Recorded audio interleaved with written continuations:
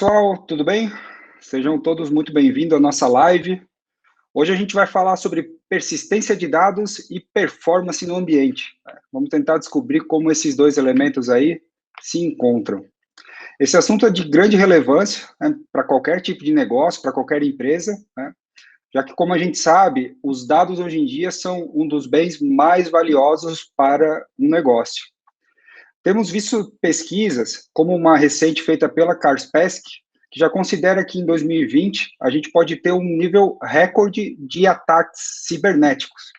Então, pensando nisso, e também com a finalidade de compartilhar um pouco do nosso conhecimento e do nosso pensamento sobre persistência de dados e performance, trouxemos aqui hoje dois feras no assunto, o Luiz Justino e o João Vitor Soares, do nosso time aí de operações e de engenharia da Binário Cloud. Luiz, seja bem-vindo aí, obrigado pela agenda, obrigado pelo seu tempo. Conta um pouquinho para a gente aí quem que é o Luiz, seus desafios e o que você tem feito aí na Binário Cloud. Então, olá a todos. Primeiramente, eu gostaria de estar agradecendo aí por esse bate-papo, né? Esse é um assunto bem recorrente hoje em dia, né? Então, é importante a gente estar tendo um bate-papo sobre isso. Eu me chamo Luiz Fernando Justino, eu atuo aí na área de TI há 5 anos, quase 2 deles aí com cloud já. Na Binário Cloud eu atuo na área de operação, tá? Então eu cuido e capacito dos clientes e trato de questões aí de backup e operação em geral.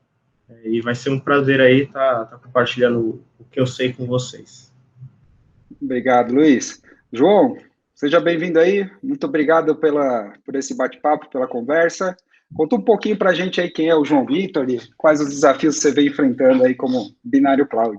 Primeiramente, eu quero agradecer a todos aqui a presença. Tá? Espero que seja um bate-papo interessante, que venha agregar algum conhecimento a mais aí para todos. Né?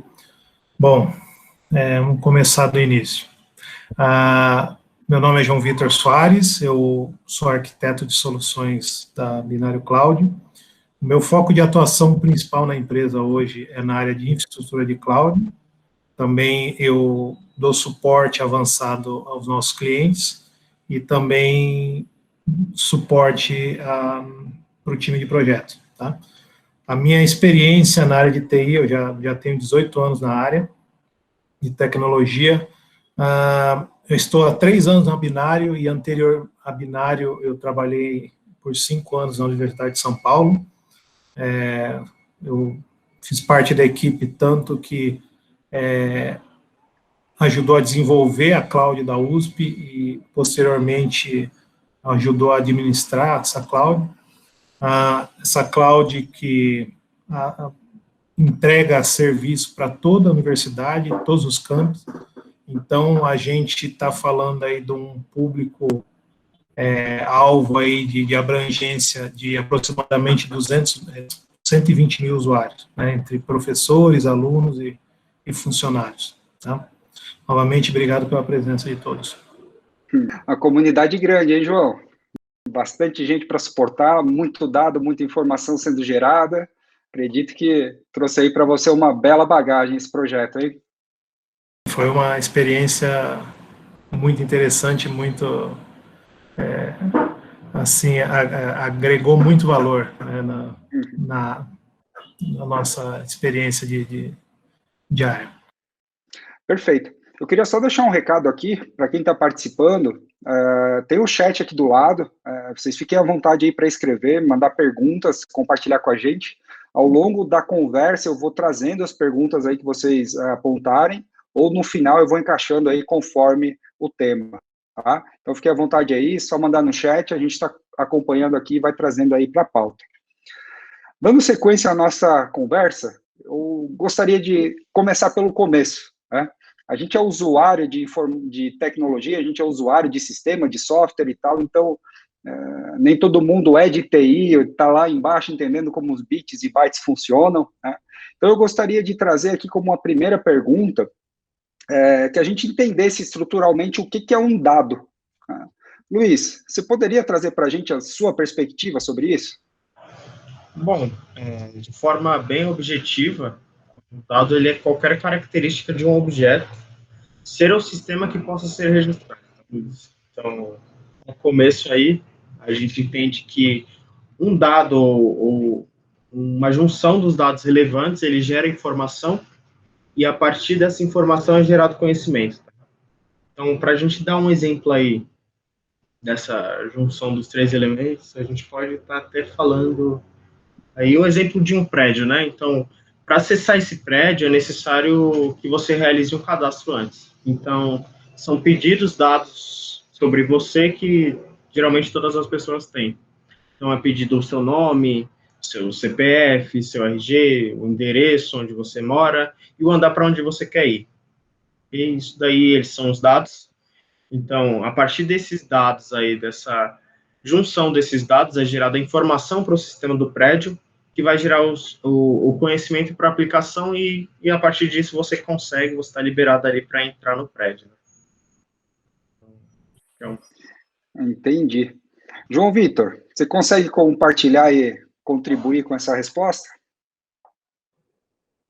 Tá, não, eu tenho algo a acrescentar, é interessante a colocação do Justino. Eu vou voltar um pouco ao meu tempo de professor, tá? Bom, dado na sua síntese, o que é? É um conjunto de bits qualquer, tá? E um dado você pode ter ele ou não armazenado em algum lugar, tá? Eu não preciso ter o dado, esse conjunto de bits efetivamente armazenado em um disco, ou para eu chamá-lo de dado, tá? Um computador, ele produz dado a todo momento, tá?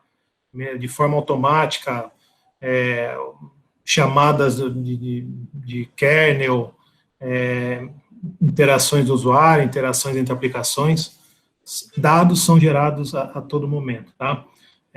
E esse dado também ele pode ou não estar armazenado, tá? Por exemplo, o usuário pode, a partir do momento que ele faz aí uma solicitação de listagem de arquivos, ele vai obter esse dado, só que esse dado ele não estava previamente armazenado em nenhum lugar e ele também não foi armazenado, tá? Ele só foi mostrado em tela, tá?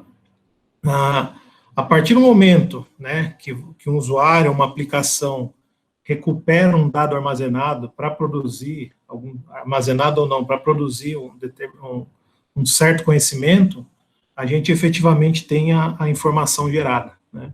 Foi isso que o Luiz falou. O dado gerando informação a partir do dado e obtendo conhecimento, né? Entendi. Então, numa camada de usuário, o dado é aquilo que a gente vai precisar para fazer alguma coisa, como o exemplo que o Luiz deu. Para acessar um prédio, eu preciso saber quem é você, e aí eu coleto algumas características suas ali para isso.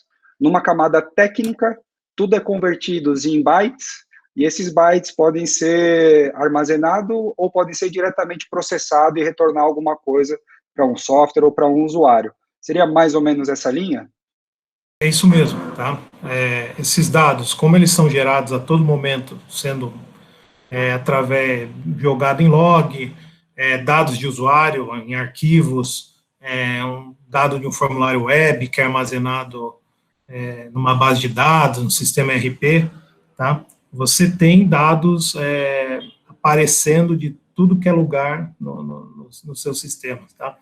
E a gente pode citar aí formas elementares de armazenamento de dados, né? Você pode ter arquivos locais de usuários, então documentos que são armazenados num disco local. Você subindo um pouco a complexidade, você pode ter um servidor de arquivos, onde aí o usuário vai ter uma confiabilidade maior no armazenamento desses dados, vai ter uma forma mais ampla de acesso, tá? Subindo ainda mais, você tem aplicações de armazenamento de arquivos em cloud, então Google Drive, Office 365, Dropbox, que aí garante também o amplo acesso a partir de qualquer dispositivo, a qualquer horário, tá? E também, quando a gente, para muitos, quando a gente fala em armazenamento de dados, logo vem à mente também os bancos de dados, né?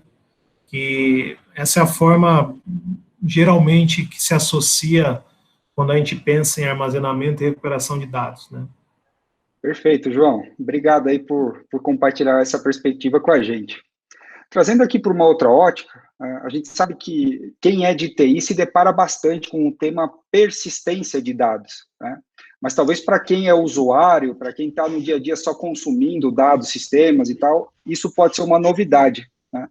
Então eu gostaria que vocês, se possível, Justino, explicasse melhor para a gente o que significa persistência de dados.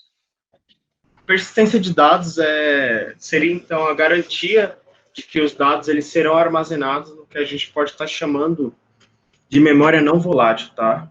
Então, vou dar um exemplo aí. Quando você salva um arquivo de texto, uma planilha, algum tipo de mídia, né? Seja imagem, vídeo ou áudio, no seu servidor local lá, você está fazendo um tipo de persistência de dados, tá? Então, você está persistindo aqueles dados. A partir do momento que você salvou ele, você vai poder acessar eles novamente. Então, esse é um tipo de persistência. A gente pode estar falando também a um nível de aplicação, né? A gente pode dar um exemplo aí de um site de compras, por exemplo.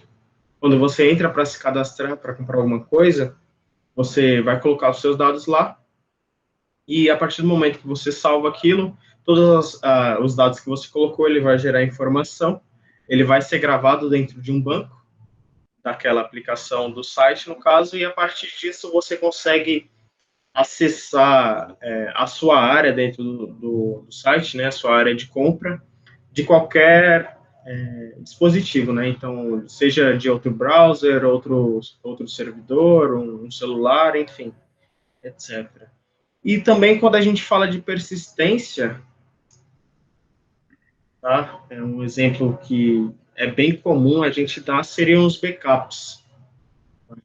Quando a gente fala de persistência, não tem como não falar de backups. Então, o que seria o backup? O backup, ele seria uma cópia de segurança dos seus dados, que em caso de algum tipo de tragédia, tá? Seja ela por algum erro humano, seja ela por alguma causa natural ou até mesmo uma invasão, você vai conseguir recuperar aqueles dados íntegros, né? Com integridade. Então, só para a gente contextualizar, quando a gente fala de persistência de dados, eu estou falando em armazenar algo que eu vou poder acessar e consumir isso depois, N vezes, a qualquer momento, quando for necessário. Seria mais ou menos essa linha, Luiz? Correto. Perfeito. João, o que você tem para trazer para a gente aí em relação à persistência? Bom, Luiz, esse é um ponto aí chave, inclusive é o tema hoje aqui que nós estamos conversando. A questão da persistência de dados versus a real importância que as empresas dão para esse ponto, tá? Aqui a gente pode falar, creio que a maioria aqui é da área de TI especificamente. Muitas empresas elas não têm a real noção do prejuízo que pode trazer para elas você ter uma parada de sistema, uma perda efetiva de dados, tá? E nessas horas, quando acontece algo catastrófico, como o Yoshiro mesmo salientou anteriormente, vem à cabeça os profissionais de TI, né? A TI, que muitas vezes, em muitas empresas, é meramente uma atividade meio, né? Não é considerado uma atividade core da empresa, então, muitas vezes também é vista como apenas um centro de custo, uma área que gera despesa, que solicita orçamento para compra de equipamentos que muitas vezes não são utilizados, mas vai caber justamente a esses profissionais, no momento de alguma pane, de alguma perda, parada, vai caber a esses profissionais de TI resolver essa situação no menor tempo possível e, de preferência, com a mínima perda de dados, tá? E outro ponto também a se atentar é que, na maioria das vezes, né, o tempo de parada, esse é um ponto interessante. O tempo de parada e recuperação, né, de um sistema pode trazer perdas que a gente pode considerar diretas para a empresa. No caso, eu vou ter uma parada no meu escritório, às vezes se calha de ser uma parada no final de mês, fechamento de folha, emissão de notas, pedidos para clientes, e também uma perda de forma indireta. Por exemplo, se essa empresa ela atende outros clientes através dos seus sistemas, e nisso pode gerar uma perda de confiança por parte desses clientes junto à empresa, né? Então, mais uma vez salientando, persistência de dados é algo muito importante para as empresas pensarem, né? Entendi. De fato, isso está muito coerente com a nossa fala inicial, né, de que a gente vive num mundo, num cenário onde o dado, a informação, ela vamos brincar que é o novo petróleo, aí, ela é a informação que faz com que as empresas operem, né, sejam competitivas e por aí mais. Esse teu comentário é bastante interessante, João, porque está totalmente ligado aí com a realidade que a gente vive, né? O dado, ele é um dos bens mais preciosos do negócio. A gente usa dado para resolver problema, para otimizar a operação, para pensar, né, para projetar estratégias de negócio, né, para tentar responder e competir no mercado de forma cada vez mais ágil, né. Pensando nisso, né, na importância e dando ênfase a essa relevância dos dados para as companhias, eu gostaria de entender um pouco de vocês o que a gente tem disponível aí de ferramentas para nos ajudar a garantir ou aumentar a nossa capacidade aí de persistir dados. Você poderia compartilhar um pouco com a gente, João? Ferramentas que garantam a persistência de dados, tá? Bom, aqui vai uma verdade absoluta, onde a gente pode ter aí como levar para a vida como lição, tá, pessoal? Não existe infraestrutura infalível, tá? As infraestruturas, em geral, elas são suscetíveis à falha, tá? Eu não consigo ter uma infraestrutura 100% à prova de falha. Se tiver algum profissional de TI que tente te vender essa ideia, sinto dizer, por sorte, se ele tiver sorte de não ocorrer nada, podemos dizer que ele vai trucar e vai confiar que não vai dar nada de errado, tá?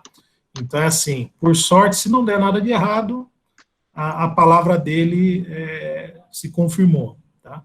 Mas, na maioria das vezes, não tem como se garantir 100% de tempo de disponibilidade de qualquer tipo de sistema, tá? Mas a gente pode, e tem ferramentas que nós utilizamos para minimizar esse tempo de indisponibilidade, tá? Bom, quando a gente fala na parte de persistência de dados, o ponto-chave é você ter um storage que ele seja confiável, ele seja o mínimo que se espera seja distribuído, tá? De preferência até em localidades diferentes, para garantir uma maior persistência de dados e resiliência em caso de qualquer falha. Isso a gente pode pensar, pessoal, por experiência anteriores da Binário, que já ocorreu de nós termos uma queda num data center, no link do data center, e qual foi a causa? A prefeitura abrindo uma vala na Marginal Pinheiros, cortou uma fibra. Então, perdemos um link, tínhamos outro apagado, conseguimos restabelecer, enfim. Mas voltando a isso, o primeiro ponto, como eu falei, é um storage confiável. Um segundo ponto é vocês terem uma equipe de TI capacitada para zelar pelo bom funcionamento dos seus sistemas, tá? De que forma? Através de uma infraestrutura também confiável, tá? Isso você pode pensar no ambiente on-premises, pode pensar num data center colocation, ou pode pensar até no ambiente de cloud, tá?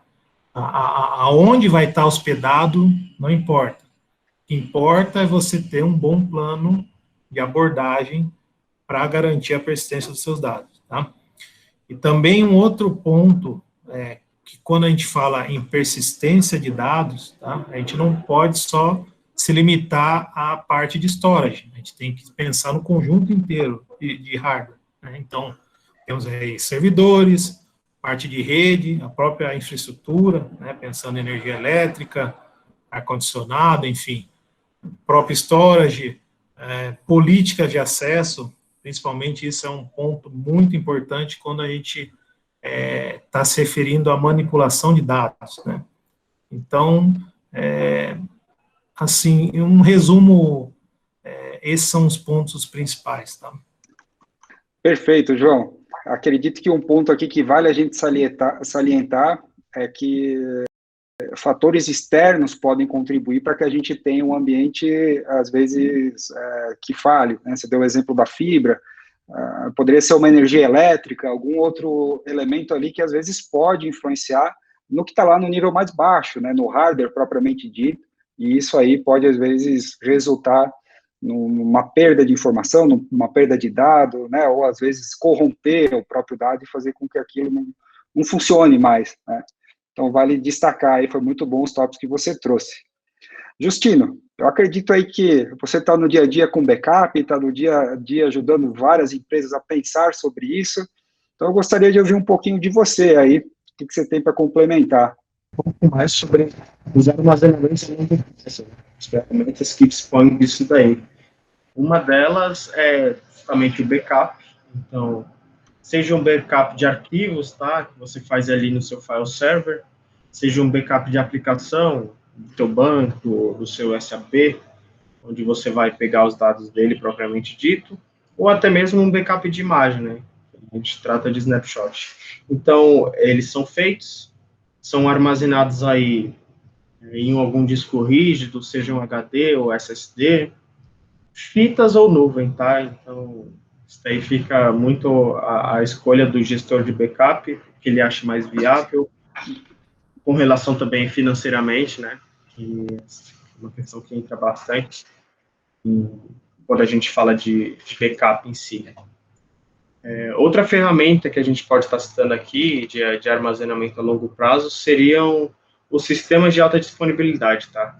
Então, eles vão te gerar aí, te mostrar que eles têm a capacidade de garantir a continuidade dos serviços, utilizando sistemas redundantes, tá? Então, um exemplo que a gente pode estar dando são sistemas ativo-passivo, onde você vai ter uma replicação da sua aplicação em stand-by, e caso aconteça uma parada na sua aplicação principal, ela irá sumir, tá? Ela assume os serviços aí da aplicação. Outra que a gente pode estar citando também é a aplicação ativo-ativo, que aí, nesse caso, ela já vai estar agindo ali em conjunto com a sua aplicação principal. E caso aconteça uma falha dos dois lados, uma das duas vai assumir 100%. Né? A gente também pode entrar um pouquinho aí na parte de aplicação, a gente fala de armazenamento a longo prazo, e citar os sistemas gerenciadores de banco de dados. Tá? Então, eles vão ter aí a função de armazenar e organizar os dados, sabe? Que a gente comentou no exemplo lá no começo do prédio, né? Do acesso ao prédio. Então, são esses gerenciadores que fazem essa organização e persistem os dados que a gente informa na aplicação. Entendi. Então, vocês me corrijam se eu estiver errado, mas pelo que eu entendi, a gente está falando aí de um conjunto de ferramentas, né? Então você tem desde tipos diferentes de storage, você tem desde tipos diferentes de forma de manter aquele dado mais ou menos acessível numa eventual replicação, mas o João trouxe aqui uma questão importante, que é a relevância da administração do ambiente, né? De você ali também estar baseado em política, em processo, em rotinas, que vão fazer com que você ateste que aquele dado está bem armazenado, que ele está passível de ser restaurado, caso você tenha ali algum tipo de catástrofe ou algo nesse sentido, né? Então, esse entendimento que é necessário a gente pensar em como armazenar, na onde armazenar, junto com uma administração, é coerente para vocês? Seria mais ou menos isso? Correto. Beleza. Perfeito. E aí, pensando quando o Luiz deu alguns exemplos de armazenamento e tal, a gente logo surge aqui uma lacuna, que é, ok, se tem tantos tipos de disco, tantas formas de armazenar, né, como é que eu defino o que é melhor para mim? Né? O que eu devo considerar quando eu vou pensar em armazenar um dado? Aqui também tem outra verdade, isso aí, quando a gente pensa em armazenamento de dados, não existe uma solução única para armazenamento de dados, tá? A pergunta relevante, além dessa, do que se considerar, é uma que vem antes, qual o tipo de dado que eu pretendo armazenar? Tá? O usuário tem que partir dessa premissa, porque dentre as dezenas formas de dado que se possa armazenar, a gente pode pensar aí em duas principais, que são, a primeira delas são arquivos, dados no formato de arquivos, aí duas subcategorias mais abrangentes, que são arquivos dinâmicos, aí se enquadra arquivos de texto, Word, planilhas, que você aí pode ter um tipo de armazenamento definido, sendo um file server, pode ser as próprias ferramentas colaborativas, que nós já citamos, um Google Docs, Office 365, que inclusive permite que o usuário manipule os seus dados diretamente no local que é armazenado, tá? Além de garantir esse acesso irrestrito. Na outra extremidade dos arquivos dinâmicos, nós temos arquivos estáticos, que basicamente são mídias, né? Então, arquivos de imagem, vídeo, conteúdos que aí você pode optar por armazenamento do tipo objeto. Então, temos aí, a Amazon fornece o serviço de S3 para armazenamento de objeto, o Google tem, o Swift, que nós utilizamos na Binário Cloud, onde esse tipo de armazenamento costuma ser mais barato, para dados justamente que não tem nenhuma modificação, então ele é perfeito, inclusive, para archiving, para armazenamento de backups, tá? E ele também você consegue, de uma maneira rápida, recuperar ele através da interface web, né? E o outro tipo de armazenamento que nós temos aí, efetivamente, são os bancos de dados, né? Temos aí bancos de dados relacionais, que pode ser uma SQL, um Postgres. Temos também bancos não relacionais, Mongo, Redis. Ou seja, o ponto principal de se partir é você saber efetivamente o tipo de dado que você quer armazenar, para depois você pensar na solução que você vai ter disponível, que hoje em dia é bem extensa, tá? Esse número de soluções disponíveis. Não faltam possibilidades, né, João? Então, eu entendo aqui que o requisito de negócio, né, então, o que é a empresa, o que é a área, o que o usuário em si demanda, né, e a partir daí, a equipe de TI, o sysadmin e tal, vai poder contar aí com N ferramentas disponíveis no mercado, para poder endereçar aí a melhor forma de ter esse dado armazenado. Muito obrigado aí, a explicação foi muito boa. Uma outra questão que tem tudo a ver com persistência de dados é a performance no ambiente, né? A gente, de fato, como TI, tem que prover uma alta persistência, isso tem que, né? Então, a LGPD, por exemplo, traz para a gente essa referência de que você tem que armazenar um dado por 5 anos, no mínimo, e assim por diante, mas aí essa coisa toda começa a nos gerar uma dúvida, né? Pelo linear entre disponibilidade e rapidez, performance, etc. A gente sabe que não tem uma fórmula mágica, né, para melhorar a performance. Aí a gente traz o banco de dados, como você usou aqui como exemplo, que é a base para os principais sistemas e softwares que a gente usa hoje em dia, né? Mas com certeza há boas práticas, né? Aquela receitinha de bolo, vai por aqui, vai por ali e tal, que isso pode ajudar. Então eu gostaria que vocês compartilhassem um pouco para a gente da perspectiva de vocês sobre quais são essas boas práticas, né, para que um administrador de TI considere quando está falando aí, pensando especificamente em performance? Tem alguns pontos a ser, que devem ser considerados, né, com relação à infra, como está dizendo. Então, nas questões relacionadas ao dimensionamento do hardware, por exemplo, o modelo de processador e o tipo de disco, ele influencia bastante, tá? Eu diria que ele influencia diretamente no desempenho da aplicação, tá? Quando ela acessa o banco de dados. Ponto também que a gente pode levantar seria os patches de segurança ali do servidor, né? Então, é sempre importante você procurar atualizar periodicamente o seu servidor assim que é lançado algum patch novo, algum tipo para que você não sofra com algum tipo de lentidão ou coisa do tipo, tá? Com relação aos bancos de dados em si, ao sistema gerenciador, aí se tratando então de um SQL Server, um Oracle, é sempre importante você levar em consideração as boas práticas, tá? Então, procurar sempre estar atento à documentação que a empresa que disponibilizou essa ferramenta, ela nos dá. Periodicamente, ela vem atualizando a documentação, né? Então, é sempre importante a gente ficar de olho nessas atualidades, para otimização de recurso, para ver se tem algum tipo de otimização de carry e tudo mais.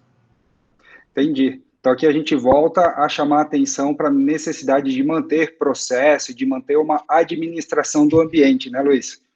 Correto. Isso daí se impacta em tudo, né? Não dá para a gente dizer que seria só, né, em persistência ou performance. Perfeito. João, você tem algo para trazer para a gente aí relacionado à performance? Concordo com tudo que o Chiro falou, mas trago ressalvas, né? eu sou assim, eu como um bom profissional de TI, eu sempre tento puxar a sardinha e trazer as dores, né, da minha categoria para você, né? Então, é assim, com certeza, o que importa é a parte de infraestrutura, né, parte de segurança, patches, tudo isso garante uma ótima performance, mas um ponto acima da camada de aplicação, que é muito relevante para você garantir efetivamente a performance do seu banco de dados, é você poder contar com um profissional administrador de banco de dados, né, um DBA capacitado, trabalhando de forma proativa junto ao seu banco de dados, ao seu SGBD, conversando constantemente, trocando informações com a equipe de desenvolvimento, né? Qual que é a figura, o ponto principal de atuação que eu vejo de um DBA, né, numa estrutura dessa de administração? É ele que vai estar constantemente analisando a estrutura do seu banco, aplicando otimizações em tabelas, em registros, em índices, propondo otimização de queries para a equipe de sistema, às vezes necessárias para garantir o melhor desempenho da aplicação. Então, é assim, a parte, você poder contar com uma boa estrutura de hardware, isso vai valer a pena? Vai, mas você também tem que pensar no investimento do pessoal por trás da administração, tá? Porque nem sempre é assim, você tem hoje um hardware de 10 mil, eu vou comprar um de 20, isso vai me garantir automaticamente 2 vezes mais performance. Ou eu ir de uma licença de banco de 20 mil para uma de 80 mil, eu vou ter 4 vezes mais performance num passe de mágica. Não, tudo isso vai ser garantido, além dessa estrutura, né, resiliente, redundante, você poder contar com um profissional de administração de dados, tá? Muito bom defender a categoria, João, e trazer a importância aí do profissional de TI para os negócios, né? Eu sei bem a importância de cada um de vocês e também sou adepto a levantar essa bandeira. O exemplo que você deu do investimento em hardware ou em licença ou em versão de software, ele não ser diretamente proporcional à performance, à segurança, etc., é muito interessante, né? Porque é a mesma coisa, vamos trazer um exemplo prático aqui, você compra um carro, mas não tem um motorista, né? Então, o que você vai fazer com ele? Você tem um excelente carro que pode chegar lá a 200 km por hora, mas você não sabe dirigir, etc. Então, não vai trazer ganho nenhum para você, né? A menos para dizer, olha aqui o carro que eu tenho, né? Você mostrar o chaveiro aí para a turma. Para a gente dar uma sintetizada aqui e começar a organizar os conceitos, me corrijam aí se não for essa linha, mas pelo que eu entendo, então, a persistência de dados, ela consiste em garantir a integridade do dado e a disponibilidade dele ao longo do tempo, né? Já quando a gente fala de performance, tem a ver aí com o consumo daquele dado da forma mais rápida e mais ágil possível, né? E isso aí vai estar ligado, então, a um conjunto de elementos, então, baseado em tipo de hardware, em aplicação, e boas práticas aí que devem ser seguidas para que você tenha um ambiente performático. É correto esse entendimento? Corretamente, Luiz. É justamente isso, né? A gente pode até falar que é um tripé, então, que é necessário aí ter um hardware que vá atender às necessidades da sua aplicação, né? Como o João mencionou acima, é importante a gente ter um profissional qualificado, né, que esteja atento aí às novidades do mundo da TI. Tá? Como a gente pode até citar aí a norma nova que saiu agora, né, a LGPD, que entrou em vigor recentemente, e que ele mantenha também as boas práticas do software, né? Então, querendo ou não, nunca um sem o outro. Não adianta, como o João falou, você ter um hardware aí de última geração, sendo que não vai ter alguém que consiga fazer com que o servidor, aí, a máquina, ela funcione a 100% ou vice-versa, né? Não adianta você ter um DBA mais do que qualificado, sendo que ele não vai conseguir extrair 100% do que ele pode estar fazendo pela empresa. Perfeito. A gente está recebendo aqui algumas perguntas, daqui a pouco eu vou chegar nelas, tá, pessoal? Então, não desistam aí, continuem mandando. Antes só de ir para as perguntas da audiência, eu gostaria de perguntar aí para o João sobre backup, né, e trazer isso para a perspectiva de nuvem, né? A gente ouve muita gente falando sobre on-premise, sobre nuvem, isso e aquilo. Eu gostaria de entender, João, o que nuvem pode agregar quando a gente está falando aí de backup, quando a gente está falando de persistência e quando a gente está falando de performance. Você poderia falar um pouco para a gente sobre isso? Quando a gente pensa no ambiente de cloud, né, o que a gente tem que logo ter em mente é que cloud é um ambiente altamente resiliente. Inclusive, esse é um dos 5 pilares da computação em nuvem, né? Outro também que a gente pode ter aí descrito também como uma característica importante da cloud é o amplo acesso. Então, você ter a garantia que você vai ter um acesso no momento que você quiser a sua informação, entre outros, né? Bom, levando aí agora para o contexto de backup, você pensar em utilizar uma infraestrutura de nuvem para armazenamento do seu backup, tá? Você consegue aí logo de cara garantir uma integridade dos seus dados, uma vez que ambientes de cloud computing são altamente distribuídos, tanto a questão de infraestrutura de link, de armazenamento, no caso, se você utilizar um servidor também, então você vai ter a certeza que por baixo da infraestrutura ali onde está armazenado seu backup, você vai ter a certeza que nunca um disco vai falhar, você vai ter um ponto único de falha, um link cair, você não vai ter uma outra abordagem. E a questão também da alta disponibilidade, né? Então, você pensar, um ponto importante quando se fala em backup é você traçar a melhor estratégia para a sua empresa, tá? Isso, quando estratégia, a gente pode traduzir com quanto você pode investir, né? Então, você pode pensar aí em estruturas de backup mais simples possível. Eu tenho conhecidos que, vamos dizer, comércio, eu não vou nem para a parte de empresa, mas comércios de rua aí, enfim. Pequeno porte. Pequeno porte. Ele tem lá todo o sistema dele lá de frente de caixa, de venda, e para garantir o backup, né, garantir que o backup esteja num local seguro, ele não tem um alto poder aquisitivo, vamos pensar assim, para investir num software especializado, altamente redundante, infraestrutura. Ele faz o backup, é uma base pequena, coisa de mega, ele faz o backup todo dia à tarde no quê? No Dropbox, tá? Então, isso aí está errado. Errado estaria se ele, por exemplo, fizesse o backup e armazenasse na mesma máquina que está ali o banco de dados, né? Se dá aí São Paulo, dá uma enchente, dá um arrastão, alguma coisa assim, vai-se a máquina, vai junto o backup, vai tudo.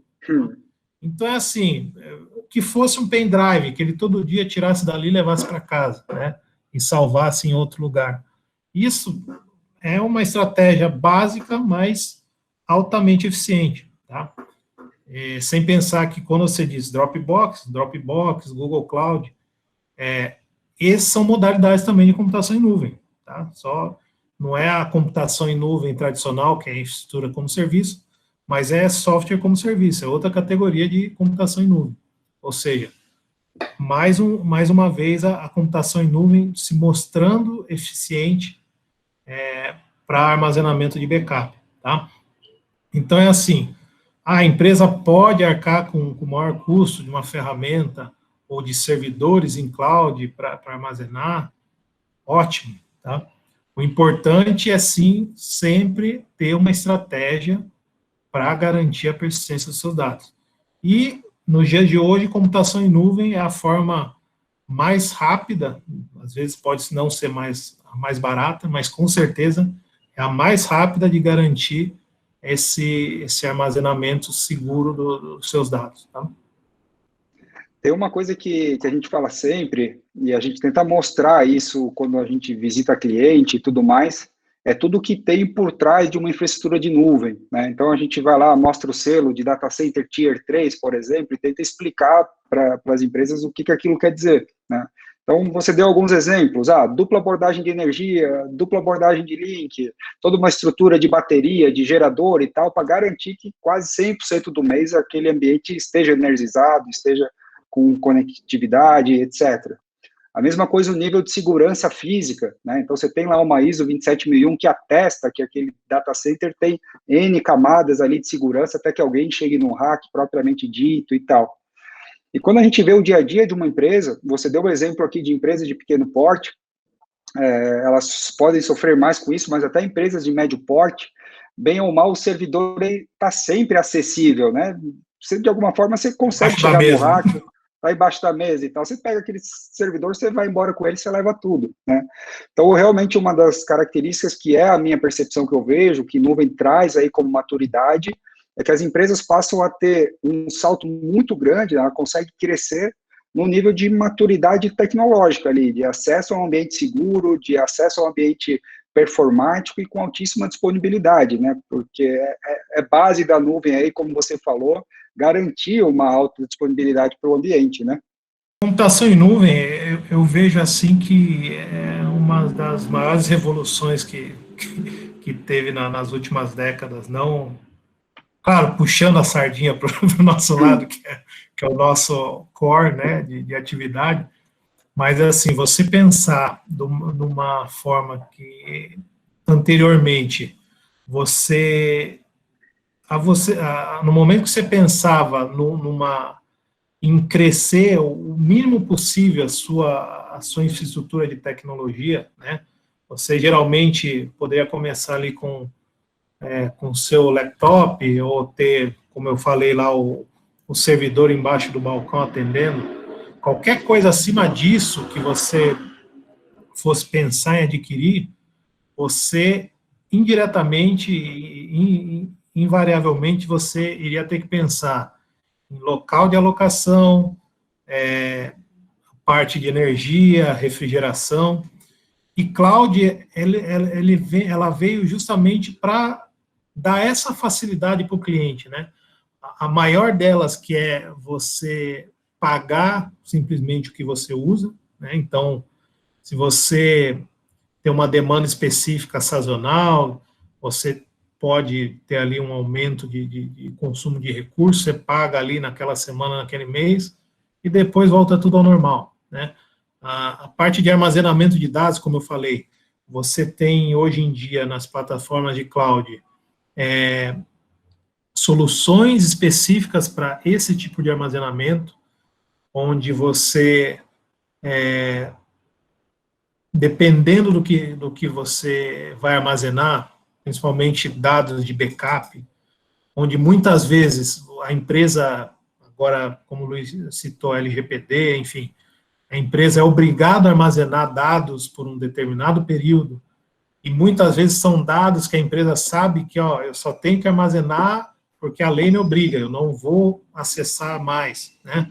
Uhum. Então, assim, as plataformas de cloud hoje têm ferramentas de armazenamento barato, justamente pensando nesse uso, nessa forma de armazenamento onde não é para ser usado, né?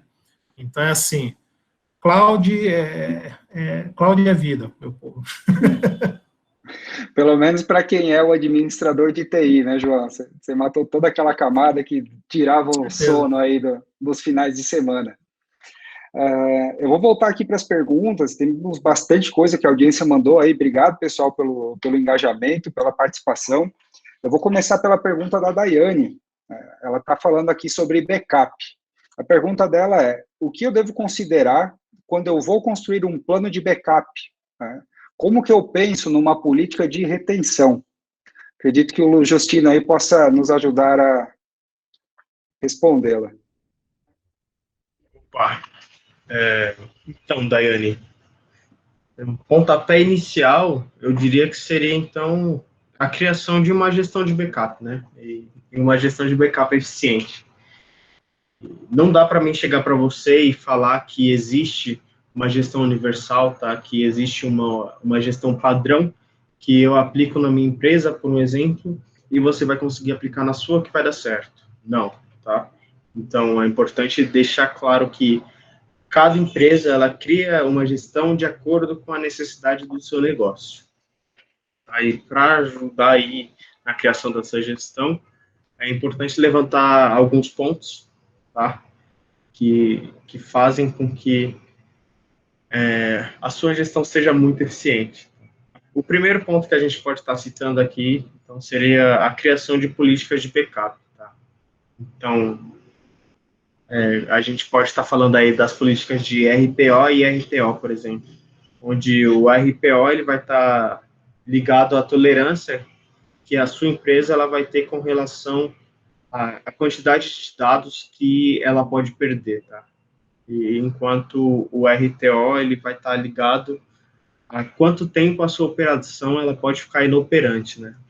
Então, vamos supor que você sofreu uma perda aí de arquivos, é importante você já ter pré-estabelecido o quanto de arquivos você pode perder, o quanto de dados durante um backup e outro, tá? Em caso de falha em algum entre esses períodos. Já a parte de RTO, ela está relacionada aí à parte de quando você já tem esses dados para recuperação, esse backup está em fase de recuperação, né? Então, quanto tempo você pode ficar inoperante subindo os dados novamente? Tá? Tudo isso daí ele deve ser levado em consideração, né? Deve ser construído essas políticas. Aí vem a pergunta, né? Como é que faz para saber e como é que a gente monta essas políticas, tá? Basicamente é estudando, tá? E estudando o quê? É importante que você tente aí com gestores da sua empresa, gestor de cada área e entenda a eles o tipo de arquivos que são de extrema importância, se há muita alteração nesses arquivos, se há muita reposição, né, se com frequência eles precisam daquele arquivo novamente. Em caso de perda, quais arquivos têm que ser recuperados imediatamente e quais não, porque a partir disso daí, agora a gente já vai para o segundo ponto, você consegue ter uma visão mais ampla, uma visão mais assertiva de qual os dados que devem ser backupeados, qual tipo de backup que você tem que fazer, tá? Então, se um full todo final de semana ele vai me atender, se eu preciso trabalhar com incremental diferencial durante a semana, como é que eu vou fazer esse trabalho, tá? De quanto tempo eu vou ter essa retenção, quando os jobs vão rodar, enfim. Tudo isso daí você consegue a partir da criação dessas políticas, tá? E é importante também salientar que é importantíssimo você levar em consideração as normas que estão aí. Um terceiro ponto aí que eu digo que seria aí o mais importante, né, seria a realização de testes periódicos de restore, tá? Que é a partir deles que você garante a integridade dos seus dados. Então, não adianta nada você ter os backups lá, numa estrutura, no storage de armazenamento, sem saber se eles estão íntegros ou não. Então, é importante que você faça aí os testes de restore periodicamente, para que você mantenha a integridade dos seus backups. Né? Meio que e com isso já dei para dar uma base da sua gestão e você consiga trabalhar muito bem. Ô Luiz, muito boa a tua resposta. Eu acho que você conseguiu trazer para a gente aí os principais pilares, né, de que o backup por si só, ele não tem muito valor, né? Ele precisa estar aderente aí às necessidades do negócio, né? Então, entender o que a empresa de fato precisa, o quanto tempo que uma área comercial ou uma área de negócio aguenta perder de informação, ou até mesmo ficar offline enquanto esse backup seria restaurado e tal, é a base aí, a principal ponto de partida para você pensar numa política, né? Exato. E é aquilo, né? Sempre tentar manter essa gestão atualizada. Não adianta você fazer essa gestão e manter ela por 5, 10 anos que não vai funcionar, tá? Porque as leis, as normas mudam, a TI em si, ela está em constante mudança, né? Então, a gente tem que sempre buscar acompanhar, correr atrás dela aí. Perfeito. A gente está aí para suportar o negócio, né? E não o contrário. Exato.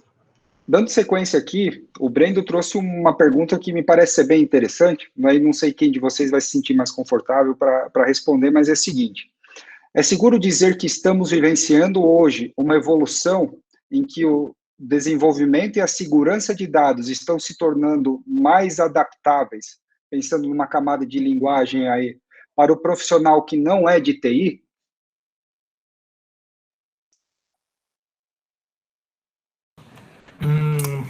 Bom, vamos lá. Se eu entendi bem, realmente hoje tem muitas plataformas, principalmente de desenvolvimento rápido, que permite que profissionais que não são pessoas que não são da área de TI desenvolver aplicações para resolver situações pontuais, né? Nesse ponto aqui, eu penso muito bem assim, um comparativo que eu posso fazer. Hoje na internet você vê bastante assim sites que vende soluções tipo de faça você mesmo. Então, levando assim para uma área que não é totalmente de TI. Você quer construir aí um móvelzinho, aí uma banqueta para sua casa? Tem aqui o esquema, você compra as madeiras nessa medida, corta assim, assado e você mesmo monta, né? Vai solucionar o seu problema? Se for esse, vai, com certeza. Mas se você for pensar em algo mais elaborado, por exemplo, como um móvel embutido de cozinha, onde você vai ter lá diversos compartimentos, né? Geralmente a esposa quer um acabamento todo diferenciado, né? A mulher tem um gosto mais refinado para essas coisas. Então, você não vai poder recorrer a tutorial de YouTube para você mesmo fazer, tá? Ou eu vejo o desenvolvimento de sistema da mesma forma, tá? Se você tem uma empresa onde você tem vários departamentos atuando, né? Você tem filiais, você tem um número de colaboradores muito grande, tá? Você não pode simplesmente confiar em ferramentas de desenvolvimento, vamos dizer assim, não profissionais, né, para atender a sua demanda, tá? Eu posso falar assim, eu digo que eu não sou da área de desenvolvimento, então eu não posso dizer a fundo, né, principalmente aí a parte de segurança dos dados que essas ferramentas proporcionam, né? Mas é assim, pensando vou ser assim meio paradoxal, você pensando numa ferramenta de desenvolvimento rápido, que seja, de certa forma, profissional, você tem na própria, voltando à cloud, né? Amazon, Google, você tem ali ferramentas, você tem opções de projetos que fornecem ferramentas para desenvolvimento, tá? São as plataformas como serviço. Então, você tem ali APIs, dependendo, você ter no mínimo de conhecimento, você consegue interagir com elas, algumas até mais user-friendly, então você vai ter ali uma interface web, onde você consegue, através de cliques, você meio construir o seu sistema, né? Você desenvolver algo. Você tem aí, vamos pensar em WordPress, né? Você pode construir um site ao seu gosto, simplesmente acrescentando módulos e você não precisar programar uma linha de código. E o WordPress, sim, é uma ferramenta segura, né? Você tem ali, você sabe que por trás dele tem uma base de dados confiável, você tem um código ali, de certa forma, homologado. Então, é assim, a pergunta seria, né, é possível dizer que a evolução da empresa de desenvolvimento de segurança? É possível, sim, você utilizar esse tipo de ferramenta e ainda assim você, de certa forma, prezar pela segurança dos seus dados, tá? Segurança é uma coisa, persistência dos dados é outra, tá, gente? Então, é assim, segurança, a gente está dizendo que esses dados não vão ser vazados, você vai ter ali toda uma estrutura por trás que garanta que os seus dados vão ficar ali disponíveis somente para quem tem autorização, tá? Não sei se é isso, Breno, mas qualquer coisa a gente pode conversar depois, estamos à disposição para tirar mais dúvidas depois. Tá? Como sempre, você é um excelente professor, João. Eu acredito que a sua resposta ajudou a gente a entender, e gostei até do teu exemplo lúdico do móvel de cozinha. Tá? Aqui em casa eu vivo inventando de arrumar uma coisa, consertar isso, e quando eu começo a fazer, minha mulher já põe a mão na cabeça e diz, o que vai sair daí? Né? Até a terceira, quarta marretada você garante, depois disso aí já... Seja o que for para ser. Aqui também é igual, tá, Luiz? Ufa!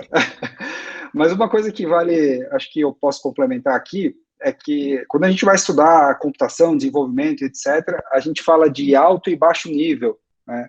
Então, quando a gente está falando ali de baixo nível, a gente está falando na camada mais próxima do hardware possível, né? E aí não tem jeito, você está falando de engenheiros, você está falando de ciências da computação e tal, que é a pessoa que consegue programar e fazer aquele hardware responder com base em algo que ele vai gravar num chip, né? Então, aquilo ali, de fato, é algo totalmente técnico. É muita camada sobre camada de interação, e às vezes um só profissional não é suficiente para entender a estrutura toda, né? E aí, hoje, o que a gente vem vindo, então, você chega nessa camada, você vai para a infraestrutura ali, né? Daí você começa a ter virtualização, máquina virtual, isso, aquilo, até que você chega no que o usuário vê, que é o que a gente está aqui no Google Meeting, por exemplo, utilizando um software, né? Então, a gente está na camada mais alta possível, que é o usuário, clicando em botão, consegue fazer coisas, né? Então, eu acredito que sim, Breno. Felizmente, a gente está tendo um monte, né, um crescimento grande aí das pessoas que trabalham no nível mais baixo, e esses caras estão ajudando a construir um mundo onde a gente, que não é técnico, consegue aí lidar melhor e criar ferramentas aí para a gente se virar no dia a dia. Pô, pessoal, o papo tá bom, a gente andou bastante. Eu tenho mais algumas perguntas aqui, mas eu não vou conseguir fazer todas porque o nosso tempo aí já excedeu, o pessoal já está me puxando a orelha. Teve algumas de backup, o Cássio aí sempre engajado, sempre com a gente. Obrigado, Cássio, pela pergunta. Mas acho que o Luiz foi bem estruturado na resposta que ele trouxe anteriormente, né? Então, eu vou pular aí a parte de backup. E tem uma que me parece ser bem consistente aqui, que está relacionada à alta disponibilidade, tá? E aí eu gostaria de entender de vocês, independente do exemplo, tá? Se querem falar sobre file servers, querem falar sobre banco, mas pensando em alta disponibilidade, assim, o que a gente pode fazer para isso?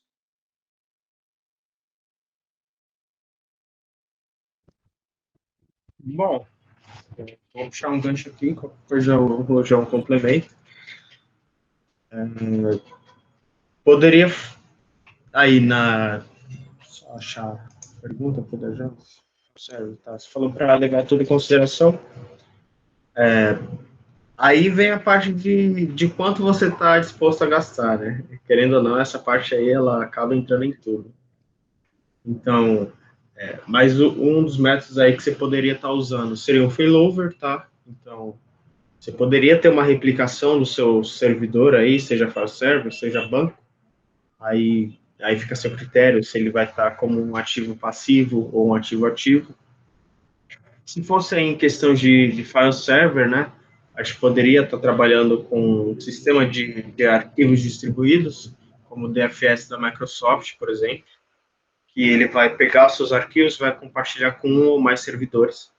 Então, a partir disso daí, você tem uma alta disponibilidade, você consegue acessar de onde você quiser, e indo mais além, né, a gente falando agora de nuvem, você subir o seu file server para a nuvem, tá, de maneira geral, subindo o seu servidor inteiro ali, em algum provedor de nuvem, ou só os arquivos, né, que é o caso que o João estava explicando anteriormente, que entre a parte do Google Drive, o Dropbox, enfim, essas coisas.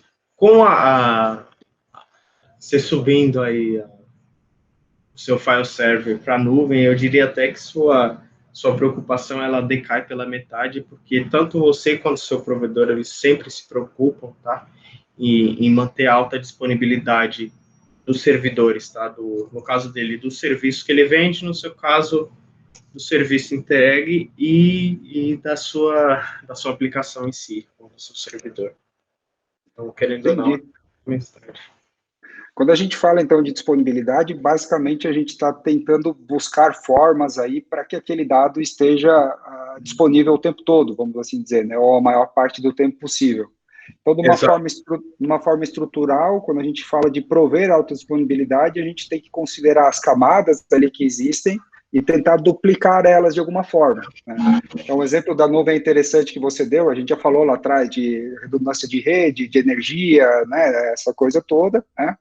Mas nada impede, por exemplo, de você pensar em usar nuvens diferentes. Então, eu salvo na nuvem A e replico para a nuvem B e assim sucessivamente. Então, é mais ou menos nessa linha a perspectiva que você traz para a gente, Luiz? Exato, isso mesmo. Ótimo, muito bom.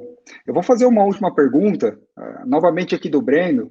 De forma resumida, ele fala para a gente o seguinte: o que pode se dizer sobre a acessibilidade de plataformas e soluções para a segurança de dados, né? Uma vez que as empresas já se conscientizaram que precisa pensar em segurança da informação, mas às vezes não sabe por onde começar, né? Parece aquele bicho de 7 cabeças e tal. Então, pensando especificamente sobre segurança da informação, qual a dica? Aí pode ser uma dica de cada um de vocês mesmo sobre como dar os primeiros passos, assim, tipo, ó, comece por aqui que você vai estar indo pelo caminho correto aí. Vocês têm algo para trazer? Bom, a questão de segurança da informação. Hoje em dia tem bastante material disponível, né?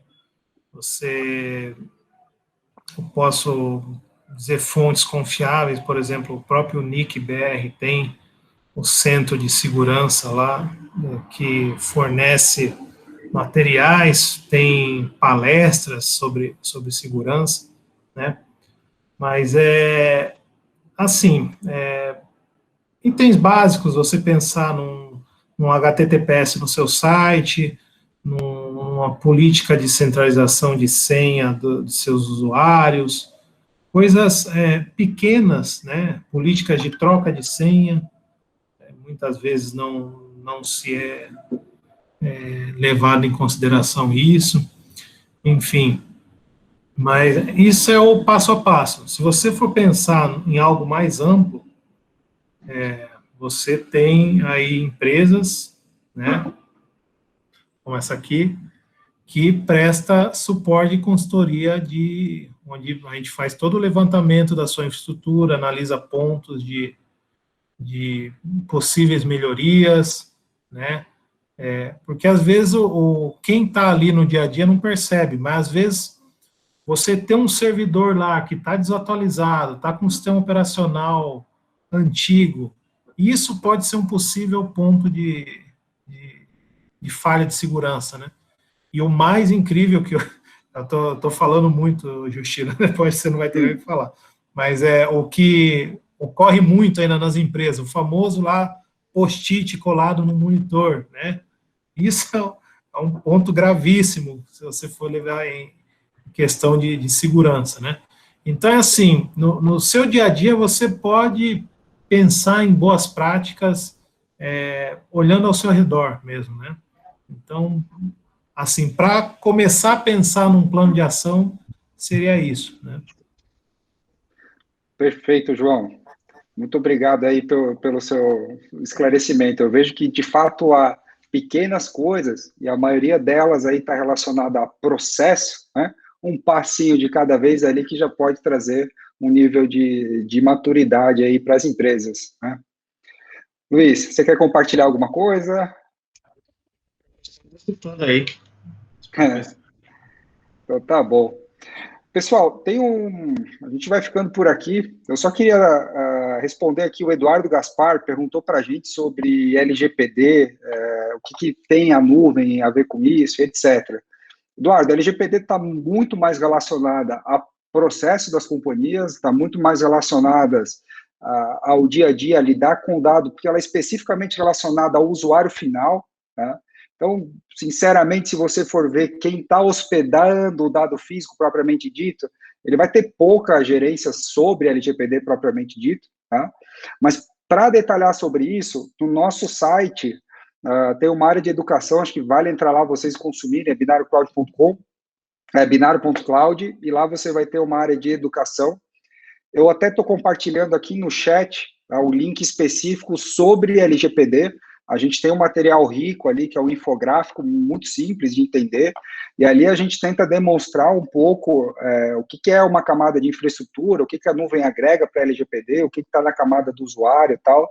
Então, fica aí a dica para vocês consumirem esse conteúdo educacional. Se vocês acessarem o nosso próprio site na área de educação, vai ter lá binário.cloud/materiais ricos, eu vou deixar aqui também o link para vocês. Outras coisas relacionadas à segurança da informação, à computação em nuvem, etc., vocês vão encontrar por lá, tá? E aí, vocês têm nossos contatos, fiquem à vontade aí para nos procurar ao que precisarem de ajuda sobre qualquer tema. Eu quero agradecer aqui a todo mundo que participou. A gente teve uma audiência aí fiel, estão com a gente até o fim. Espero que essa conversa aí tenha agregado para vocês, como o João falou no começo, acho que o conhecimento vale ser compartilhado e a ideia é que ele agregue para todo mundo. Então, foi muito bom ter vocês aí com a gente. Fico aqui meus agradecimentos, um grande abraço para todo mundo e espero ver vocês aí numa próxima live da Binário Cloud.